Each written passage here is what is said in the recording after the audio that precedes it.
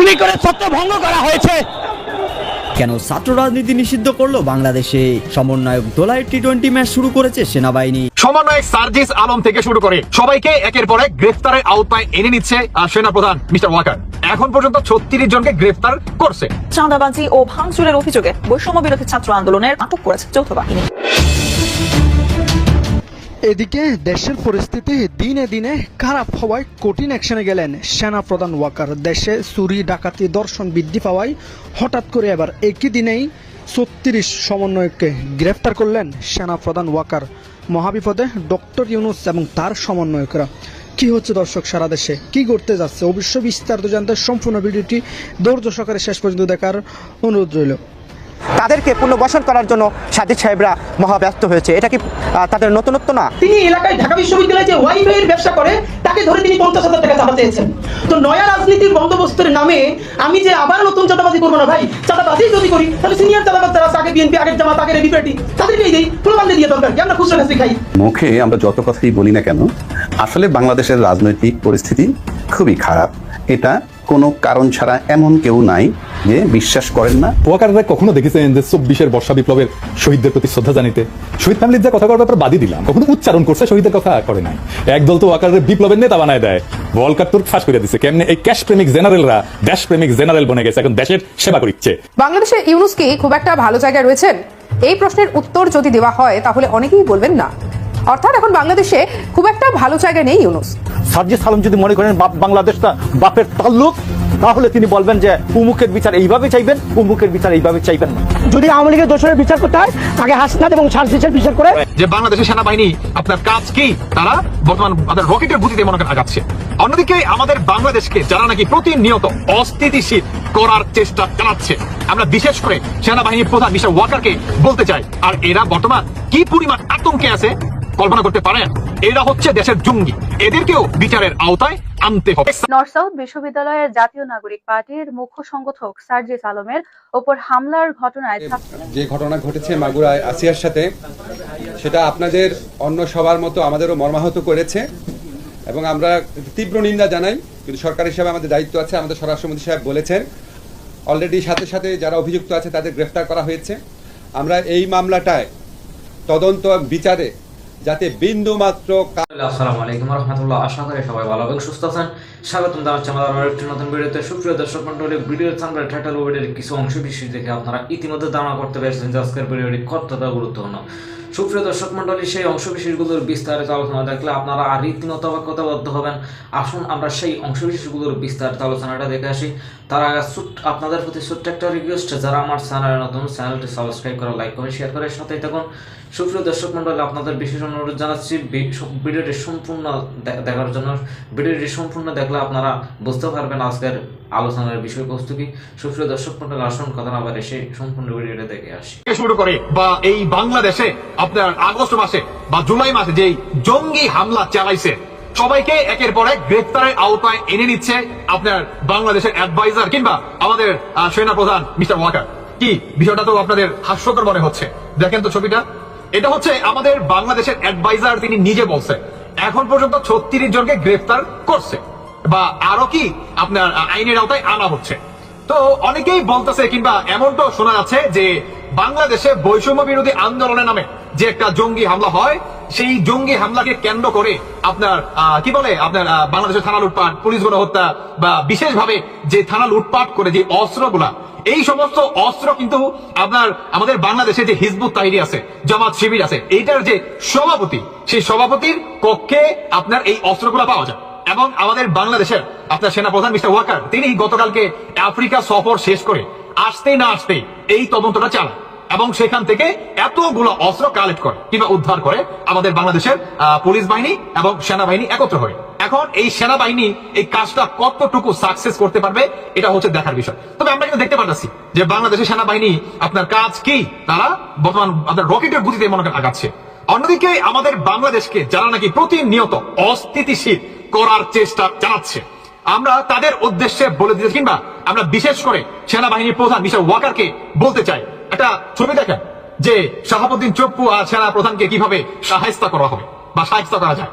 ভাবতে পারেন যে এদের পাশায় কি পরিমাণ বর্তমান চুলকানি শুরু হয়ে গেছে। আর এরা বর্তমান কি পরিমাণ আতঙ্কে আছে কল্পনা করতে পারেন। এরা হচ্ছে দেশের জঙ্গি, এদেরকেও বিচারের আওতায় আনতে হবে। আমি বাংলাদেশের সেনাপ্রধান মিস্টার ওয়াকারের উদ্দেশ্যে বলতে চাই, আপনাকে জাতিসংঘ থেকে বর্তমান সুপার ডুপার একটা পাওয়ার দেওয়া হয়েছে।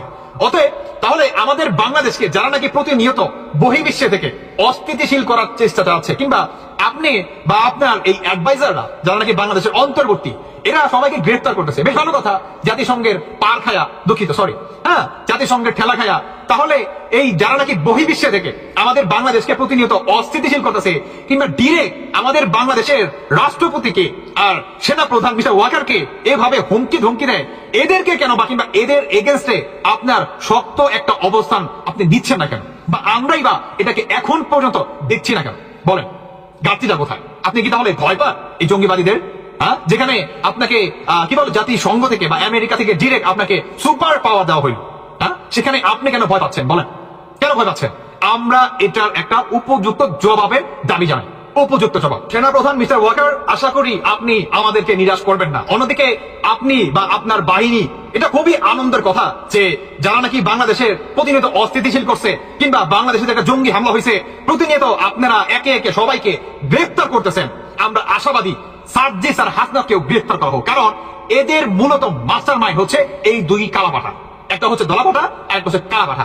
এই দুই পাঠাকে আপনারাও অতি দ্রুত আইনের আওতায় আনেন, আমরা এই দাবি জানাচ্ছি। যেখানে সার্জিস আলম নিজের মুখের কথা যে সত্য কখনো লুকায় থাকে না, অতএব সার্জিস সব জানে, এই সার্জিসকেও গ্রেফতার করা হোক। ডক্টর ইউনূসের অ্যাডভাইজার আমি আপনাকেও বলতেছি, আপনি যেমন 36 জনকে গ্রেফতার করে স্ট্যাটাস মারেন বা জাতিকে দেখান যে আপনি জনগণের হয়ে কাজ করতেছেন, সাধারণ জনগণের হয়ে কাজ করতেছেন, আপনি কোনো নির্ধারিত দলের হয়ে কাজ করতেছেন না, আপনি যেহেতু এতই সাধু, তাহলে আপনি এই দুইটা এই বান্দরকেও গ্রেফতার করেন।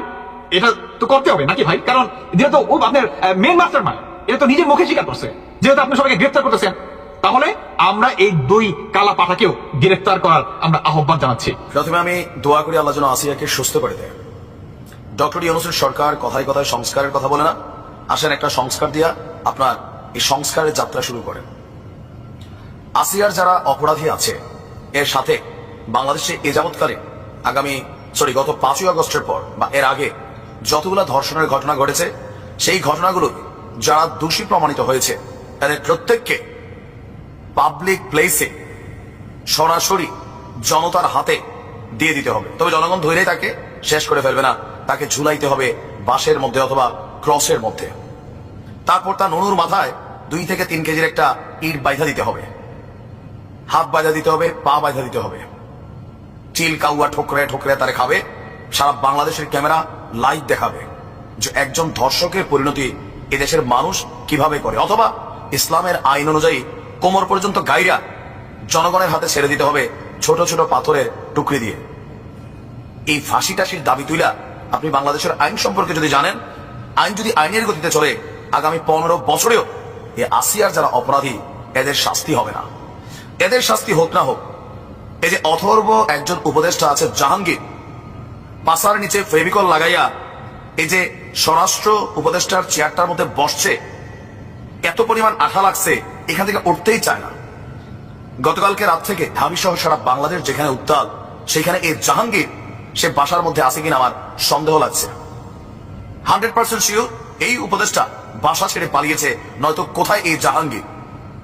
আপনারা আগামী দিনকে দেখাবেন যে কিভাবে রাষ্ট্র চলবে। এই 6 মাসের উপদেষ্টার পদ থেকে পাশা উঠে না, পদত্যাগের চিন্তা আসে না, তাহলে এই সংস্কার যেই সরকার করবে এদের মাধ্যমে আগামী দিনে কি এক্সাম্পল ক্রিয়েট হবে। আমি চাই সংস্কারের শুরুটা আসিয়া সহ যারা ভিকটিম আছে, তাদের অপরাধী যারা, তাদের মাধ্যমে ডক্টর ইউনূস শুরু করুক। আইন আছে, এখন তো শেখ হাসিনা নাই, এখন ডক্টর ইউনূস আছে, ফেরেশতা। তো ফেরেশতা একটা ফেরেশতা কাজ শুরু করুক। এটা যদি না হয় তাহলে এই দেশ আজীবনের জন্য অপরাধী হয়ে থাকবে। আমি আশ্চর্য হই, মানে কোন আইনের বলে এরা আসলে এত লম্বা সময় আমার আপনার ট্যাক্সের টাকায় জেলের মধ্যে বৈশা ভাত খাওয়ার সুযোগ পায়। প্রত্যেকটা অপরাধী আপনি দেখেন, এই ধর্ষক যারা আছে, যে জেলের খাবার কই থেকে যায়, আমি আপনি যে ট্যাক্স দেই, এই ট্যাক্সের টাকা এরা ভাত খায়। ভাবতে কেমন লাগে যে আসিয়ার মারটা খায়, আসিয়ার যারা অপরাধী আছে এরা আজকে ভাত খাচ্ছে। 4 জন নাকি গ্রেপ্তার হয়েছে। দেখেন, আমার শব্দটা হয়তো উস্কানিমূলক হবে, যদি এই সিস্টেম কার্যকর করা না হয় তাহলে আওয়াজ উঠাতে হবে কারাগার ভাইঙ্গা আসিয়ার এই অপরাধীদেরকে জনগণ ছিনিয়ে নিতে হবে, যেমনটা আমরা 5ই আগস্টের আগে দেখছি। আরেকটা ঘটনা আসলেই ঘটাইতে হবে, যেন সারা বাংলাদেশে আমার আপনার সন্তানের গায়ে হাত দেওয়ার আগে একবার চিন্তা আসে, যেখানে রাষ্ট্র ফেল, যেখানে এই স্বরাষ্ট্র উপদেষ্টা ফেল, আইন শৃঙ্খলা বাহিনী ফেল, যেখানে আইনের প্যাচ আছে সে আইনের মাইকাবা, আমরা কারাগার ভাইঙ্গা আসিয়ার অপরাধীদেরকে এইরকম যারা আছে এদেরকে ছিনাই নিব, নেয়া মাটির মধ্যে কোমর গাইতা দিব। আর নয়তো ওই যে ক্রস সিস্টেম বলে দিছি, এদেরকে একটা টুক্কা দিয়ে একটা গুলি করে মাইরা ফেললে হবে না ভাই। দিন রাত এরা চিন্তা থাকবে, এরা মৃত্যু কামনা করবে, কিন্তু এদের মৃত্যু হবে না, সারা পৃথিবী দেখবে। আপনি বিশ্বাস করেন, একটা শাস্তি জাস্ট এই ওয়েতে দিয়া দেখেন। এদেশে অনেক মব হয়েছে, একটা মব হওয়া দরকার এই লেভেলে আইসা। আমার সন্তান আপনার সন্তান কতটুকু নিরাপদ, কতটুকু? স্বরাষ্ট্র উপদেষ্টা জাহাঙ্গীরকে 24 ঘন্টার আলটিমেটাম দিচ্ছি আমরা, তুমি পদত্যাগ করো।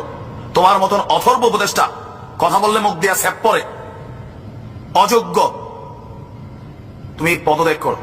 তোমার কোনো আর সুযোগ নাই এই স্বরাষ্ট্র মন্ত্রণালয়ের গুরুত্বপূর্ণ দায়িত্বটাতে বৈশা চিবাইয়া কথা বলা, রাত্রে বেলা ঘুমানো বেটা। বাংলাদেশের মধ্যে যে গণ অভ্যুত্থানটি হয়েছিল এবং যে ষড়যন্ত্রটি হয়েছিল, সেই ষড়যন্ত্রের নেতৃত্বে থাকে 158 জন সমন্বয়ক। এই সমন্বয়কগুলো কারা? এই সমন্বয়কগুলো হচ্ছে জামায়াতে ইসলাম, বিএনপি, ছাত্রলীগ এবং অন্যান্য যত সংগঠন আছে, সকল সংগঠনের মতাদর্শ বিশ্বাস করা ছাত্ররাই হচ্ছে এই সমন্বয়কের নেতৃত্ব দানকারী। এদের নেতৃত্বেই বাংলাদেশের যত রাজনৈতিক দল আছে, বিএনপি, জামাত এবং অন্যান্য ছোটখাটো রাজনৈতিক সকল দল আওয়ামী লীগের বিপক্ষে চলে গিয়ে একত্রিত হয়ে এই ষড়যন্ত্রটি সংগঠিত করে একটি বিশাল গণ অভ্যুত্থান ঘটিয়ে ফেলে। এই গণ অভ্যুত্থানটার পিছনে আরো বিদেশি অনেক বড় বড় হাত ছিল এবং ডক্টর ইউনূসও এই হাত আরো প্রসারিত করে বাংলাদেশের গণ অভ্যুত্থানটা ঘটাতে। এবং পরবর্তী সময়ে যখন গণ অভ্যুত্থানটা হয়ে যায়, তখন এই ছাত্র প্রতিনিধি যারা আছে, নাহিদ ইসলামের নেতৃত্বে সমন্বয়ক যারা আছে, তারা ডক্টর ইউনূসকে প্রধান উপদেষ্টা হিসেবে সিলেক্ট করে। এটা কিন্তু প্রি প্ল্যান, যে গণ অভ্যুত্থানটা সফল হলে কে প্রধান উপদেষ্টা হবে, উপদেষ্টা মন্ডলীতে কে কে থাকতে পারেন, এগুলো আগে থেকে সিলেক্ট করা। জাস্ট জনগণকে আইওয়াশ করানোর জন্য ছাত্ররাই সিলেক্ট করেছে ডক্টর ইউনূসকে প্রধান উপদেষ্টা হিসেবে। এখন সবাই আপনার বিপাকে আছে, সেই কারণে সবাই ডক্টর ইউনূসকে মানতে বাধ্য, কারণ শেখ হাসিনা সরকারের পতন চেয়েছিল সকলে, সেটা সার্থক হয়েছে। এখন কে প্রধান উপদেষ্টা হবে? ডক্টর ইউনূস সার্বজনীন আছে, ডক্টর ইউনূসকে আমরা প্রধান উপদেষ্টা হিসাবে চাই। সেই কারণে ছাত্ররা চেয়েছে বিধে ডক্টর ইউনূস প্রধান উপদেষ্টা হয়েছে। বিএনপি, জামাত আরো ছোটখাটো সকল দলে ডক্টর ইউনূসকে মেনে নিয়েছে। ডক্টর ইউনূস যখন প্রধান উপদেষ্টা হয়ে যায়, প্রধান উপদেষ্টা হওয়ার পরপরই ডক্টর ইউনূস আওয়ামী লীগ নিধন শুরু করে। আওয়ামী লীগ নিধন শুরু করার পরপরই আওয়ামী লীগকে সম্পূর্ণরূপে কোণঠাসা করে ফেলে এবং জামায়াত ইসলামের আবার নতুন করে উত্থান হয় এবং ইসলামী মৌলবাদের নতুন করে উত্থান হয়। বিভিন্ন জঙ্গিদেরকে জেল থেকে ছেড়ে দেওয়া হয়। এরই পাশাপাশি সকল জায়গায় গুঞ্জন ছড়িয়ে পড়ে ছাত্রদের একটি নতুন দল গঠিত হবে, কারণ ছাত্ররা যখন এখন লাইফ রিস্কে আছে, তাদের রাজনীতিই করতে হবে। রাজনীতি যদি না করে, তারা তো এমনিতে লাইফ রিস্কে থাকবে। সেই কারণে তারা প্রোটেক্টের কারণে হলে একটা রাজনৈতিক দল গড়ে তুলতে হবে। আর ডক্টর ইউনূসও 2008 সালে 111 টাইমও তার একটি রাজনৈতিক দল গঠন করেছিল, নাগরিক শক্তি। সেই নাগরিক শক্তিকে সে প্রসারিত করতে পারে না। প্রসারিত করতে না পারার ফলে সে কান ধরে বলছে আর রাজনীতি করবে